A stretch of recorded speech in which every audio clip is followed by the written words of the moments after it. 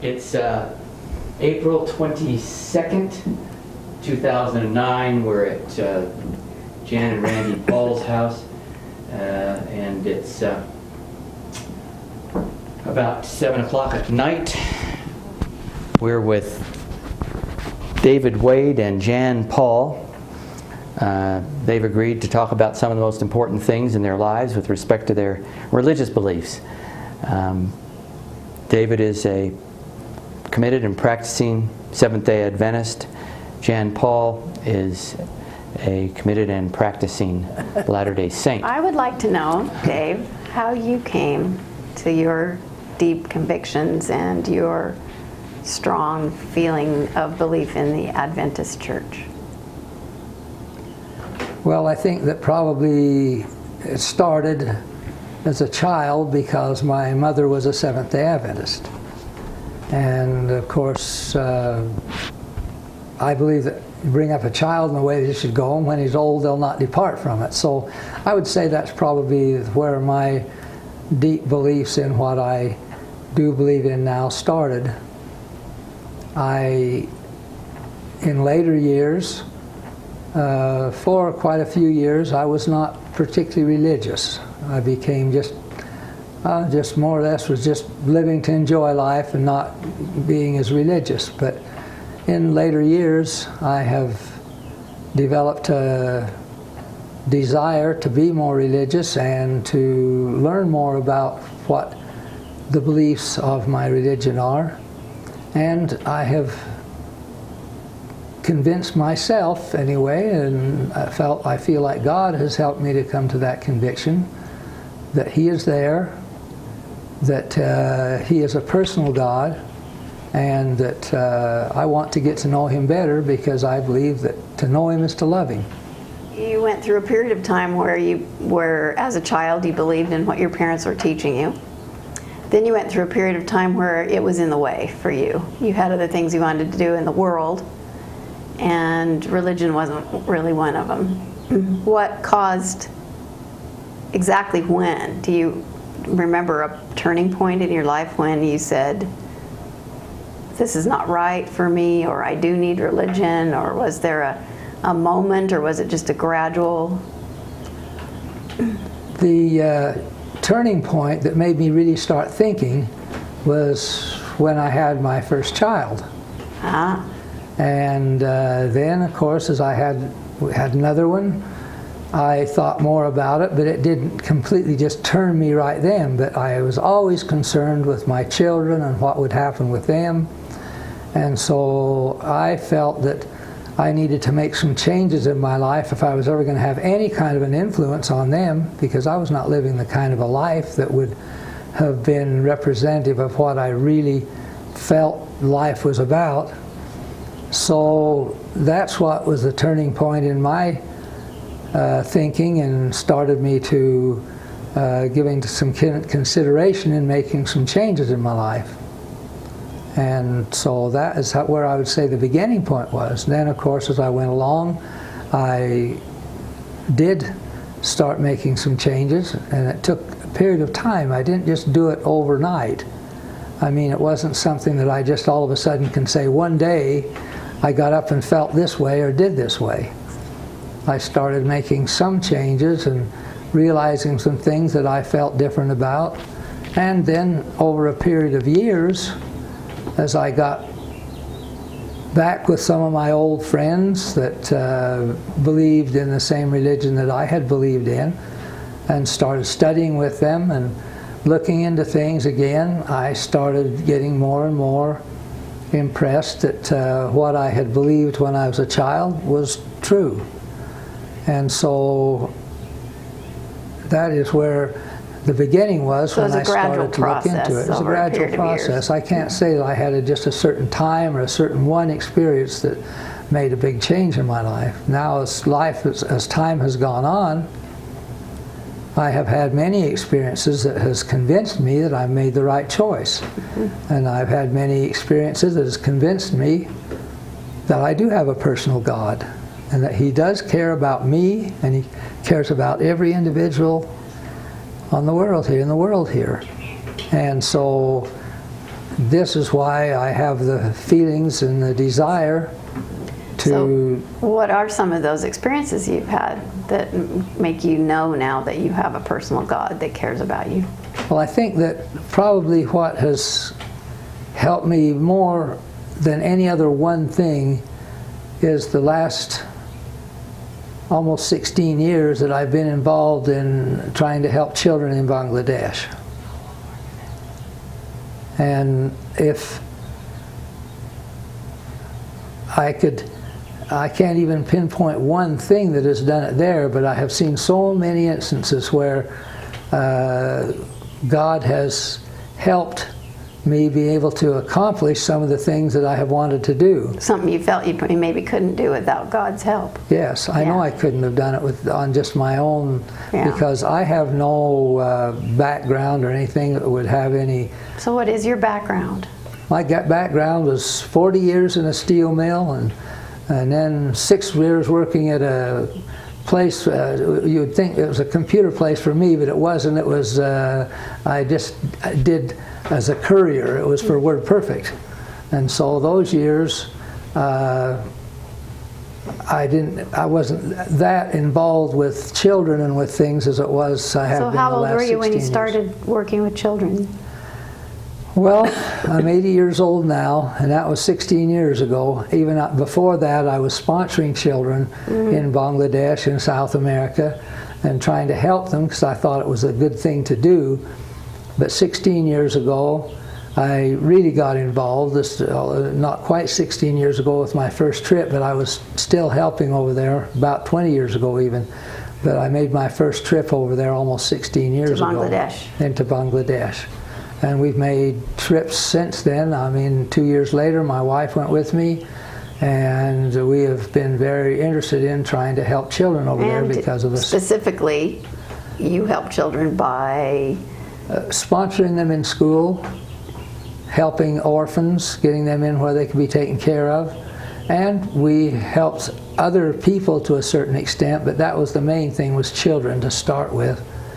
And as it evolved more and more as time went on, we started out doing the work through my church, but we found that they were doing a wonderful work, but in every organization there's a certain amount of politics, you might say. I mean, and we found that in doing the work that we were having a hard time doing it the way we felt it should always be done at times, and especially in the care and keeping of the orphans and the students we were sponsoring. We felt that we wanted to do it with a more, a more personal control, rather than to have it be where it's controlled by an organization. So now you run your organization.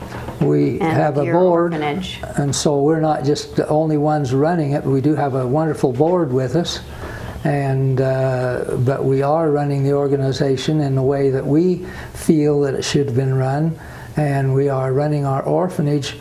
We've just got one orphanage started now. We do have 12 other schools where we're taking care of children in villages that come to school, and we not only give them what we're hoping is some education and some spiritual ability to make some good spiritual decisions, but we're also feeding them physically one meal every day in our village schools. So do you have one particular experience that stands out in your mind, especially right now, of a time when God really showed His hand in your life?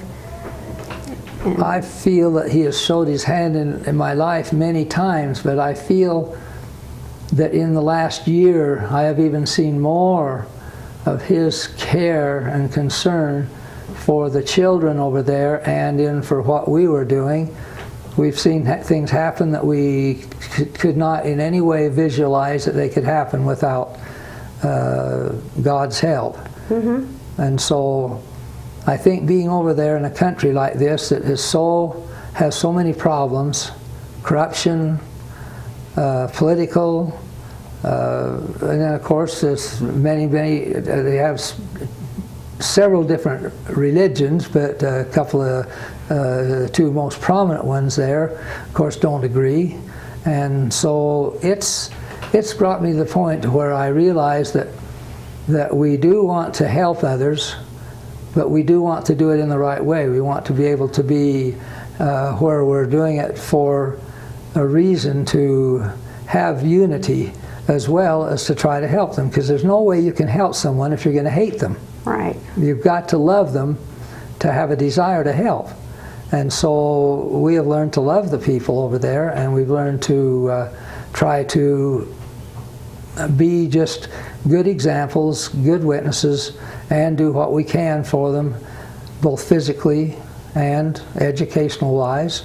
And of course, spiritually, we hope that some of our thinking, some of our beliefs, some of our goals can be rubbed off onto some of the people, and maybe especially on the children that we're trying to help. That's great. Mm-hmm. Why don't you now ask Jan a question about her background? So what made you feel that, what main thing has happened in your life that has made you feel that what you're doing is the right thing and you're going the right way? And I have a very similar kind of experience and feelings about things that you expressed, and that is that each time it seemed important for me to make a decision or a choice in my life, I would usually make it a matter of prayer, and even when I was very young, of fasting. And I was raised by parents of two different religions and exposed to both of them somewhat, although I had probably more exposure to the Mormon church. I did have some exposure to the Adventist church as well. Liked them both very much. Saw good in both places. Thought both of my parents were good and had their hearts in the right place. But when I got to be, well, even as a child, I knew I had a personal God, because I would pray for very specific things and have what I thought were miraculous answers to prayers on a regular basis. Just, you know, things now as an adult looking back are kind of silly, but when I was a really, really tiny child, maybe 5, I got a beautiful little ring for my birthday, and I dropped it that very day in the grass outside, and I was heartbroken. And we all looked and nobody could find it, and it was literally in the deep grass in the backyard. And the backyard when I was 5 seemed as big as a football field, you know, as far as trying to find a ring. And I just got down on my knees and prayed and asked Heavenly Father to help me find it, and got up and walked right to it and picked it up and put it on my finger. And I just knew that I couldn't have found that God had to have helped me. And even though I knew He didn't care later about that ring, I think He cared about a little girl that had faith. That's what He really cared about, and I felt that. So it was a moment that built my testimony. And I had different times. I remember I found a fish on the floor. Like my cat had flipped a fish out of the fish bowl, and it was dying on the floor, and it was dead. And I think my mom told me to throw it away, and I picked it up and prayed over it and put it back in the bowl, and it swam around. And you know, I had experiences like that and just felt like God really cared about me, and He heard my prayers. So when I was a teenager and I had to decide about the Book of Mormon and about Joseph Smith, and I prayed, I got the same kind of answer for me. It was a miraculous answer of an intense, you know, burning and an intense feeling of rightness for me, that the decision to go with the Mormon church was the right thing for me. And I haven't ever looked back or doubted or wondered if I made the right decision for me. I think in raising my family, I've felt good about, you know, guiding them in that direction. But I've also felt extremely blessed by the other people in my life that have other religious convictions, including my father and the ways that his prayers were answered. So I know there is a personal God. I know He directs all kinds of people and gives love and answers to prayers to people of different religions. So that's my belief And I don't have any doubt that there are people that are not of my religion that are doing God's work. I know they are. And I know He leads them, and I know He directs them and gives them answers. On the other hand, I know He's led me in raising my family and given me specific answers and blessed me more times than I can count, you know, and answered prayers and helped me with raising my children when I had a teenage daughter that was making some really bad choices and falling off the deep end, and nothing that my husband and I seemed to be able to do as individuals were helping. It finally was something that just a whole lot of fasting and prayer and faith kind of started to work out. That and the fact that that child, like you said, was raised up as a child in the right way and eventually started to long to get back on the path. So, combination of things, you know, happened there. But those would be some of my spiritual histories, I guess you'd call them. So is there any certain point in your life where you really felt that Mormonism was the only way for you? That Yes. Any specific event? Yes. I never remember a time, ever. I don't even remember a moment when I didn't believe in God. Like, I think I came into the world believing in God and with a lot of faith. But I remember when I was in the 9th grade, I read the Book of Mormon, and I was challenged by one of my spiritual leaders to pray about whether, because the Book of Mormon's a rather fantastic thing. I mean, it's got stories and things in there. If you didn't believe it, it would sound a little bit crazy. And you know, it's about a history of people that came to the Americas a long time ago, and a lot of people think it's a whole bunch of, I don't even know what word to use, but a bunch of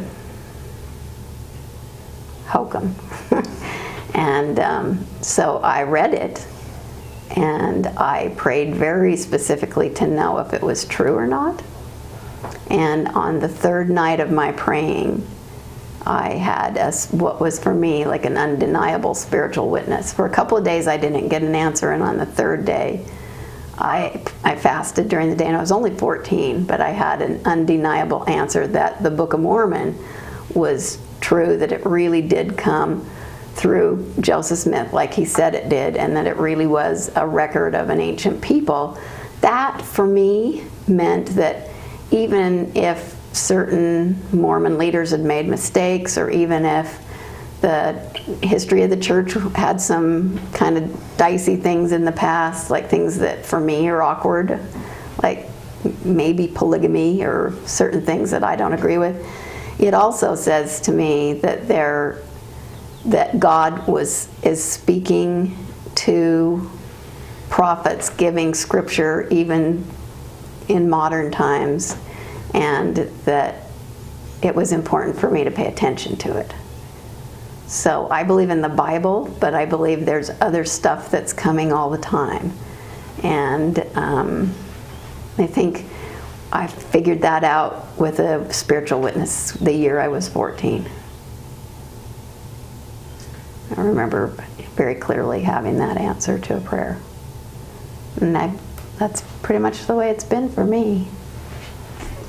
It just kept getting stronger and stronger. Stronger and stronger. Yeah, well, when you live something, as you found, the more you live it, the more God answers your prayers, the more firm you feel in it, and the happier it makes you, and the more blessed that you feel in your life. And you described the exact same experience in your life, so yeah.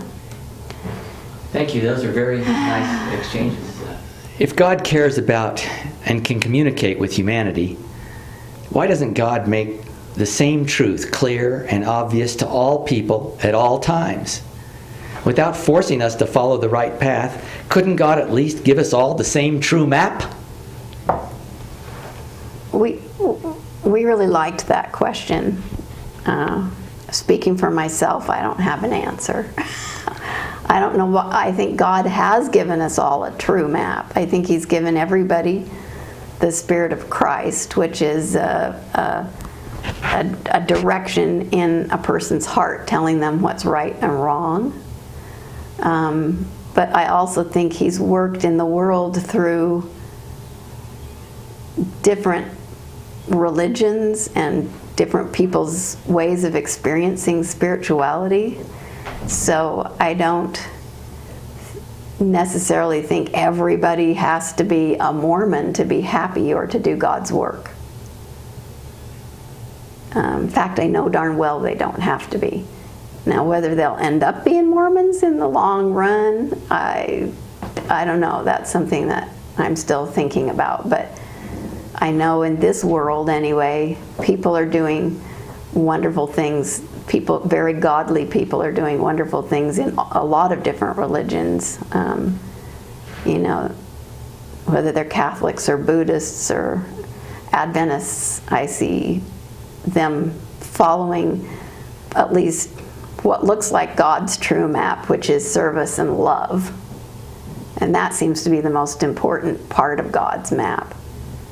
And there are other things that are important to me as a Mormon, and I know that are important to you, and you're probably going to talk to me about those in just a minute. But I don't think that people apparently are denied happiness if they don't do those things. I mean, I'm assuming there are things that you think would make me happier if I did them.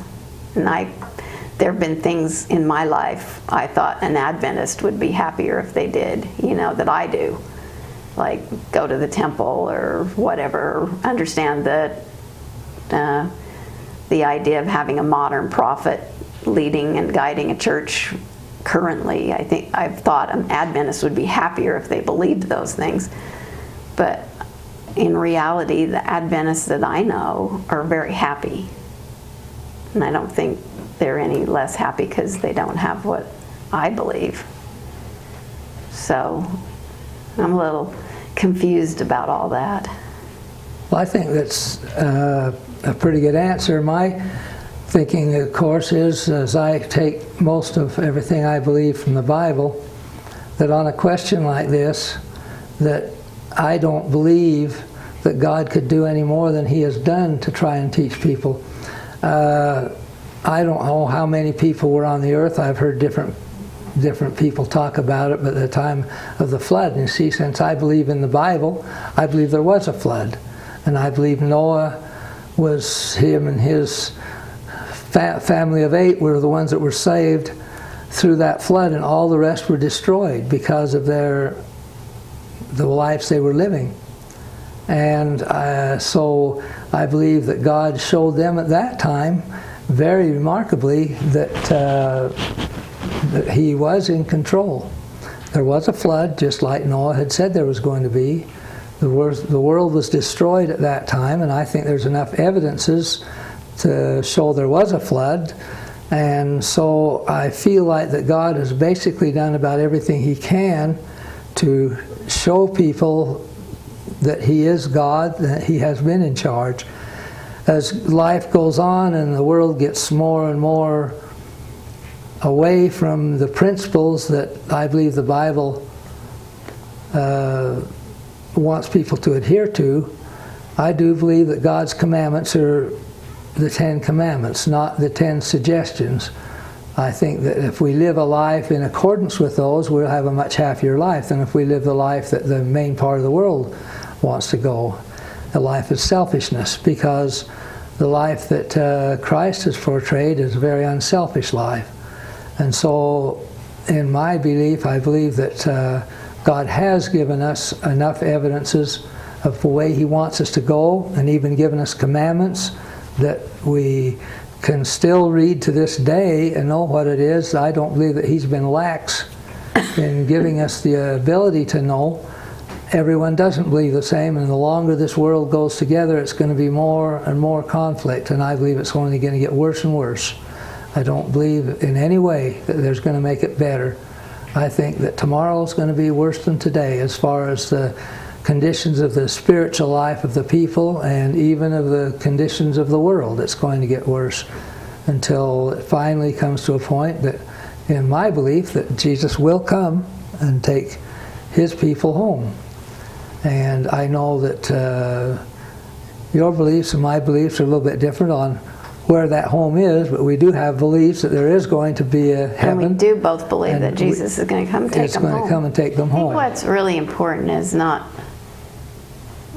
I think what's really important is how, in a dialogue like what you want of two people of opposing viewpoints, is whether he believes, like whether you believe, I should say, when you say that God's given us enough information, he's striven with us, and there will come a point in time where he's just done, like he was with Noah and the flood.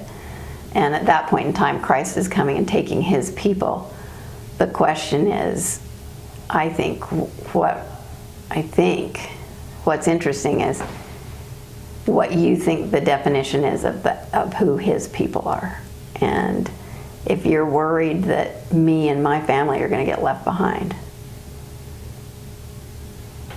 I think that's really what the main interest in that question is not if you believe that people 3,000 years ago had enough information, but whether you think people, because I think you told me that you thought that the end of the world is in less than 30 years in your mind. So in less than 30 years, I could still be alive, you could still be alive, and my children could still be alive, and my grandchildren, and we don't share the exact same religious beliefs that you do. And there's one really important commandment, I think, you haven't said it yet, but I think you're worried that we don't keep. And so are you concerned that we're going to be part of the people that don't get to go with Christ when he comes to get his own? Well, Because I know enough about you personally. I happen to know you, so I know enough about you personally. I have no doubt Christ is going to pick you up and take you with him. Even though you don't share my religion, I don't have a doubt about that. I have a belief in my heart that when you meet him, part of the thing you're going to find out is, oh, there's some temple ordinances you're going to need to do and stuff like that. So at some point, there's some things that I believe in that you're going to be doing. But I don't have any doubt that you'll be one of Christ's own. well, But you might have a different story to tell me. I don't have a doubt in my mind that you love the Lord, and you have not seen all the things the way I have seen them. So I believe, though, that God, in every matter of time, clear from the beginning, has had people that have done what they thought was right, and we're doing it for the right reasons. See, I believe that... So is Christ going to save those I people? believe that there are going to be people in heaven that never heard the name of Jesus Christ. Oh, okay. That makes me feel better Now, then, because I do too. There are going to be many. But they'll hear it then, right? They have followed to the best of their ability what they thought was right. And I believe that everyone is given a certain measure of the Spirit. Okay, Now, that's what I was calling the Spirit of Christ, which means they might not even know it's Christ. They might be Buddhists, or they might be, sure, I don't know who, but but they're following something that They're is following a about principle. love, and See, love is not a feeling, I don't believe. It's a principle. it's an action. It's a principle. And so I feel that as we get down closer to the end of time, that there are going to be certain things that becomes the issue that will become so pronounced of an issue that people are going to have to recognize that this is what's taking place. And for you, that's a seventh day. That's one of the things that I believe is going to be one of the end things that does bring things to a finale, you might say. But right now, I believe one of the worst things of God's commandments that's being abused is the one where Christ said, "Thou shalt not commit adultery." I mean, look at the world today. I mean, 30, 40, 50 years ago was nothing like this. And it's getting worse all the time. I mean, See, to me, that's a much bigger issue than, of course, the seventh day idea, because I feel like the important thing is that I keep a Sabbath day holy, and I work on that. And which particular day of the week it is, to me, doesn't matter as much as it does, I know, to you. But I agree with you that one of the things that's going to divide the wheat from the tares is whether people are living moral lives. That's right. And that's going to really be a big. And I believe that's one of the big biggest divider. issues right now. I do too. Right now is the moral decay of our world, not just the nation, but And the world. I didn't realize until just like yesterday how much the wonderful computer, as wonderful as it is going to actually create this enormous moral decay. It has It's created just it. made it just go It has created like it. wildfire. It's the things that they're allowing on the Yeah. networks and on the computers, on everything now is just nothing but, filth, and it's destroying And it can go the to lives everybody. of many, Yeah. many young people. Older people too, but I mean, it seems like the young are more vulnerable, more prone to want to get involved in some of these things, and I think that this is one of the things that's making our world go I do too. downhill so fast. So we agree on that. How is the world going to end then for you in the next 30 years or less? Well, in my beliefs, believe it's going to deteriorate to the point. I believe that God is holding off in His second coming to give everyone an opportunity to know Him and to have an opportunity to make a final choice. I believe things are going to get worse right up until the point of where they will try to force religion to the point of either doing it the way that the ones in power at that time are saying it has to be done, or will be put to death. If you don't go along with what they say, whether you believe it or not, then you'll be put to death. And when it comes to that point, in our religion, we believe when they actually come out with a death decree that either you abide by it or you will be destroyed. So I believe that the world will come to a point where there's going to be force used in enforcing the dogmas of men and forcing people to go against their conscience or be killed. At this time, I firmly believe, and that's what we believe in our religion in the Seventh-day Adventist Church, that at the time that the death decree comes out, there will be a decree before that to enforce and mandate the keeping of what we believe will be a false Sabbath. And when that comes out, then there will be persecution arising if you don't do it. But it will end in having a death decree put out to those who refuse to go along with this, which will be enforced by governments all over the world. And we believe that will be the time that when that death decree comes out, we believe at that time probation for everyone is closed, because we believe that God has judged everyone, they've had their opportunities, and at that time then probation is closed and Jesus will come to take His people home. So as far as I am concerned, So you believe it's going to end kind of violently? it is going to end violently, and we believe. Yeah. It's not going to be any calm, peaceful Right. end to this old world. It's going to get worse as we go along. I firmly believe that still. I've believed that for many years, and I think as we're seeing the things happen in the world, it's just a foretaste of things to come. This is only a tip of the iceberg. The next few years, I believe, are going to be marked by much, much more extremities, more violence, more force start to be used. This is a good place for us to disagree. Okay. I think I believe in an end to the world too. I don't know. I have no idea if it's 30 or 300 years. I think 30 in my mind is a stretch, just because although I see the world going downhill, in my belief, and this is more my personal belief than necessarily my religion's belief, but combined with the way I've studied my religion and my personal belief, the world was set up by God specifically as a place to test and try His children. and to give them experience. And as long as the world is working for him that way, and it's a place where people can come down and they can choose right or wrong, and they can choose good or bad lives, and they can make something of themselves, then I don't see him destroying the world. I don't see him bringing it to an end, because it will still be serving his purpose.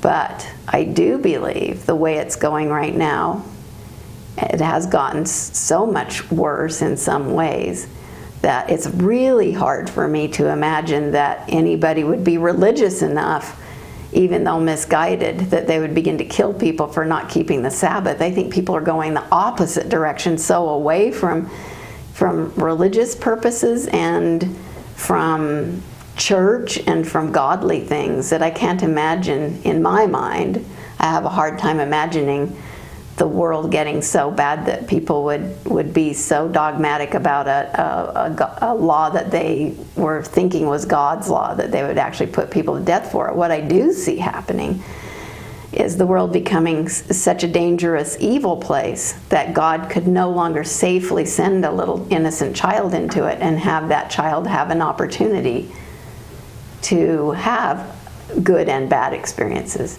And so when the day comes when a little child would be born into the world and be exposed to nothing but evil, and be, now I know there are some children that have a very hard time because they're put in bad homes and they're abused. But when the time comes where God can't find any good homes, when the world is becomes so wasted and so evil that children can't come into homes and learn anything good, that's when he'll say the world's finished, it's done, I'm not going to waste my time with it anymore. He'll send Christ to gather up what good people there are left, and it'll be finished. That's the way it seems that it would be to me. And what happens to those that aren't good? Those that aren't good are going to get burned up, and then it depends on how evil they are. If they just made a few mistakes, they'll be given a chance to go to kind of an interim place where they can repent and correct and learn and change. If they've become so evil that they will not follow God and God's laws ever, and they're not about to even look at them, then I guess they'll just be destroyed. They're just going to be destroyed.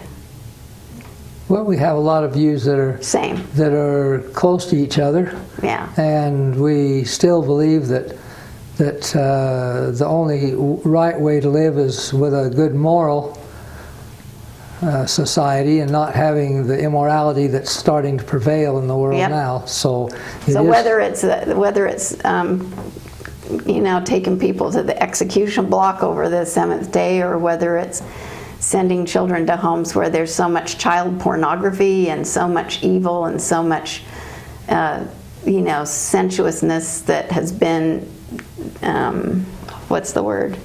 where good things have been perverted to the point where they've become so evil that our young people have no chance of growing up learning anything good and righteous, or very few of them have a chance. That's what I think would bring about the end of the world. I have a hard time with the Adventist view that it will be about the seventh day, but that's why the Adventists are Seventh-day Adventists, because that's the thing that they believe. And I know you believe that a prophet gave you that information. So I respect that, because I have a prophet that gives me what do you think is the most dangerous, and what do you think is the most commendable of the Seventh-day Adventist religion? Okay, I think I kind of talked about what I think is dangerous, which is I think that it's a little bit dangerous to think that it...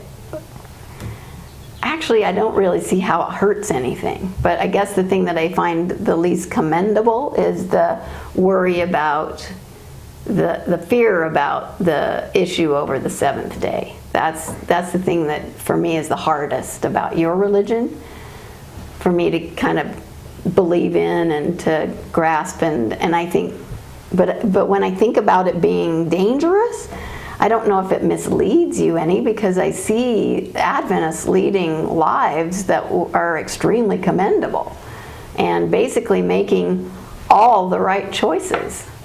So, you know, I see Adventists I see them keeping health codes that are similar to the ones that I believe in fact, even sometimes more strict, which I think is even just better. And I see Adventists taking their religion extremely seriously, which I find extremely commendable, because in this day and age when it's so easy not to be religious or to be lazy in your spirituality, when I see Adventists as committed as they are, doing service all over the world, sacrificing their time, that's extremely commendable to me. I know how you spend your time, and it's immensely commendable. In my religion, the way you spend your time would put you symbolically at the top of the spiritual tier. Like someone that sacrifices their life to do missionary work is at the top of the spiritual tier. You know, that those are the people that we admire the most. People that literally give up the world and the things of the world in order to do God's work are the people we admire the most. So I see Adventists as extremely commendable. And I guess and I wouldn't even say that there's anything too dangerous, just that I think the focus on the seventh day is a little bit misdirected. I guess that would be the word I'd use. Maybe a little extreme. A little extreme about one particular thing that I don't think is as important to God as you guys think it is. But God might be straightening me out on that someday. We'll see, huh? So now, you tell me what I probably set you right up to tell me what you think's the most dangerous about me and my religious beliefs, and what do you think is commendable? Well, the thing that I think is commendable is the way that your church focuses on helping to bring up their youth. Mm-hmm. I think that you have a very good program in the way that you try to get nearly all of your young people to at least go on a couple of years mission. Mm-hmm. And from what I have watched, nearly every one of them, I'm sure there are exceptions to the rule, come back better people. They do. They learn how to serve people, they learn how to go out and meet people, and from the ones I have observed, they come back better people. I believe the LDS Church has a lot of wonderful things about it, and of course I suppose I'm a little biased since I was born and raised in a Mormon community. And have Mormon relatives. And most of my family is Mormon. I mean, I do have some that are Seventh-day Adventists, but for the most part, my close family are mainly Mormons. So I admire Mormons. I admire their desire to teach their children how to be honest and faithful, and to adhere to the commandments as far as, well, all of them all the way through. You trying to teach them to not get involved in the immoral things of the world today. You teach them to try and be friends to people. I mean, I have to admit that I've heard people disagree with this, but in my observation, having lived here nearly all my life, I feel that Mormons have a way of drawing people into their communities and fellowshipping them to where most people would become Mormons. I feel that's something that we sometimes lack. What about you? You weren't ever tempted to become a Mormon. If it weren't for my doctrinal beliefs, I was many times tempted to become a Mormon, but I could not. The beliefs that I have doctrinally, I couldn't agree. Couldn't rationalize. But as far as associating with them, I've spent my whole life associating with them, and what I say there is that I have not had any of them treat me bad because I was a Seventh-day Adventist. Oh, as a kid, yes. Sometimes they'd say, "Oh, he's a Seventh-day Advent, and he's different. He goes to church on Saturday." Did anybody's parents say you can't play with Dave Waid because he's an Adventist? No one ever did. That's why I say I was never mistreated by the adults or anything. I had kids make fun of me a little bit at times, and that's just normal. I mean, that's the way kids are. You can't even find kids in a school where they're all of the same religion. Some don't make fun of the others over something. Yeah. And so that part has never bothered me, and I have looked at it and I have seen the way that Mormons are, and especially some of those of my closest family that I have always been very impressed with how they live and what they believe. So I don't go around worrying that because they believe something a little different than I do about the very end time, because I believe they're sincere enough that if I'm right in what my beliefs are, that God is going to be able to show them. They'll see the things happen that I'm saying are going to happen, and if they see it, then I think they will. They'll get smart. They will, and if they don't, then I don't believe that. If they're still the kind of people they should be, and they really don't see it, then I don't think God is going to keep anyone out. But we believe that, and I believe that the end here is getting close, and I believe that the things are starting to already in the world in some places get to where it's becoming harder and harder to keep your beliefs. And not that I think Mormons are going to go out and kill someone for it, but there are people all over the world that are getting killed for their beliefs. Mm-hmm. And there are radicals all over the world. Mm-hmm. And so I work in a country where, I mean, I can see that happening in Muslim countries, for sure. That can happen, but on the other hand, I happen to work in a country that has a lot of Muslims in it, and I have learned to love the Muslim people. There's radicals in every country. Sure. There's radicals in every religion. And so I think that the thing we want to do is to be conscious of others' beliefs, not persecute them for them, but love them and try to work with them in every way we can. And hopefully, if we can be the right kind of witnesses, maybe we can help them see something different, if what we're believing is right. If not, then maybe we'll see something different in what we It never dawned on see me in till others. right now, but could Mrs. White's prophecy about the Sabbath day,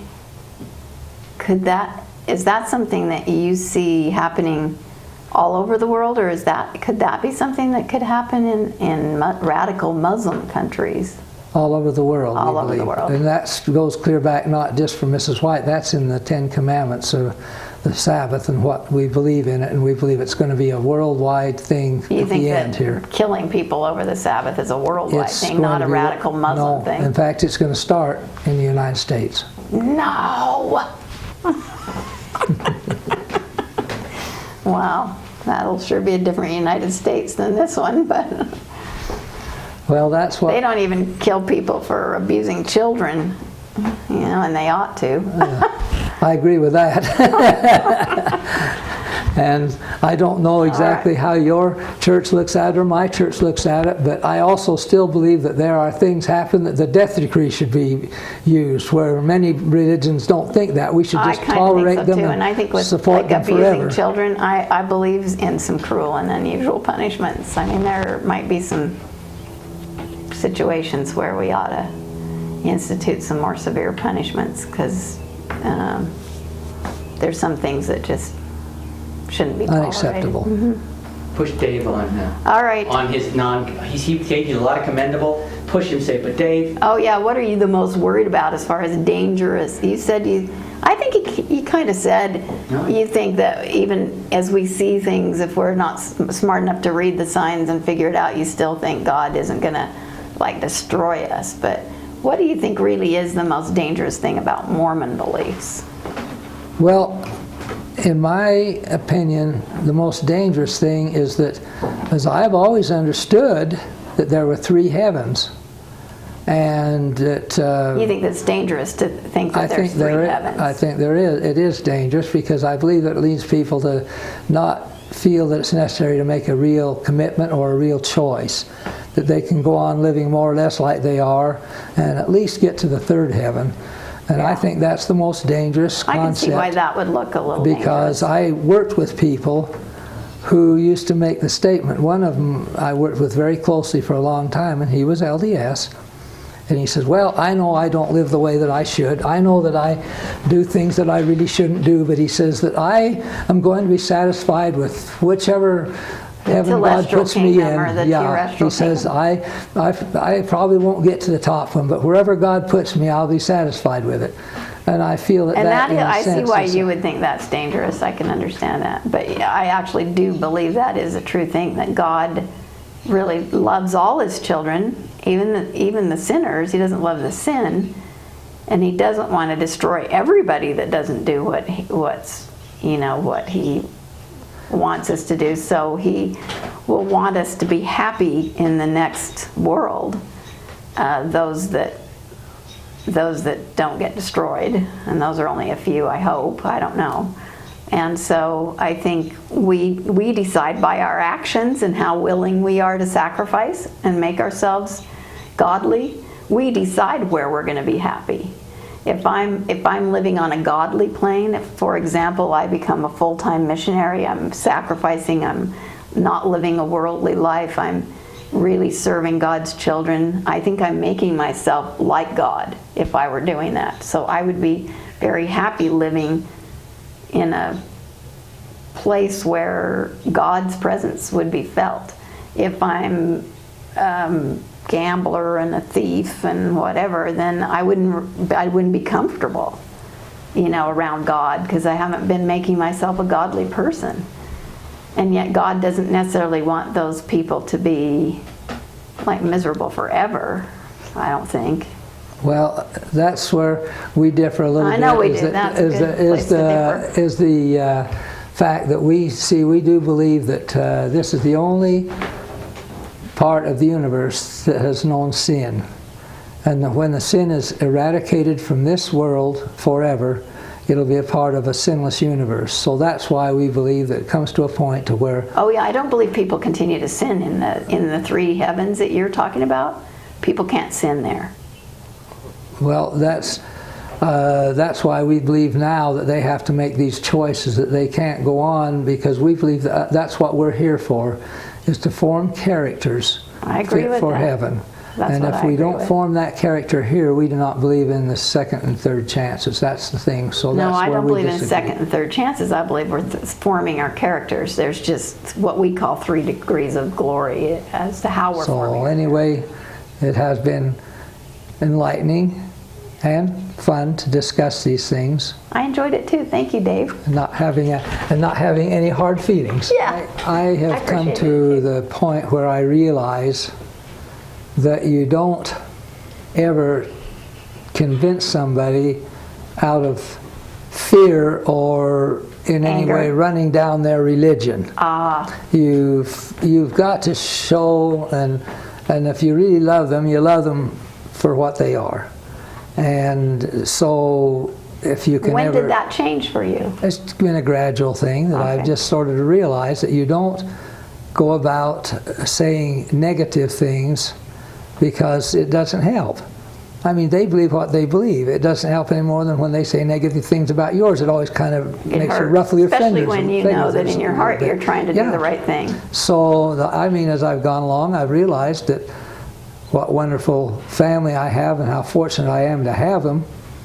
And I want to be close to them. I don't want to ever I don't want to offend them, nor do I want to cause any kind of feelings to where they wouldn't want me to be around.